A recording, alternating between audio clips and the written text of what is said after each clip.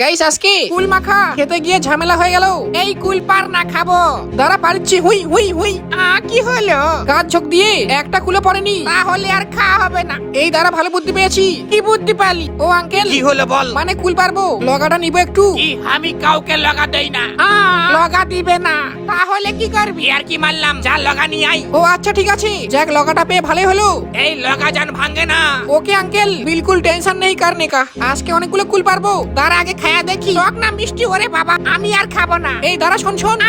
দেখলি কেন? কি হলো? আরে পাগল, কাঁচা কুল খেলে দাঁত টক হয়ে যায়, তাই লেবুর পাতা দিয়ে আর নিম পাতা নিয়ে ওগুলা দিয়ে কি করবি? আরে শোনা গো আমার, এগুলো দিয়ে কুল মাখা করলে একবার খেলে 14 বার খেতে ইচ্ছে করবে। এখন কুলগুলো ভালো করে শান্তি করে আরামসে মেখে নিয়ে, ও ভাই যা হয়েছে না, দেখ খাবো। আমার মন মানে না। দাঁড়া, এগুলো আগে দেই, তাহলে খেতে আরো ভালো হবে। দেরে খাবো, মন মানে না। এই নে খেয়ে দেখ কেমন হয়েছে। দেখি তো খেতে কেমন লাগে। এত স্বাদ কেন? ও চাকুম চাকুম চাকুম। এ ভাই কেমন হয়েছে? ও খুব ভালো, ভেরি নাইস। আর হ্যাঁ গাইস, লজ্জা পেও না, তোমরা কেউ খেলে বলবে হ্যাঁ।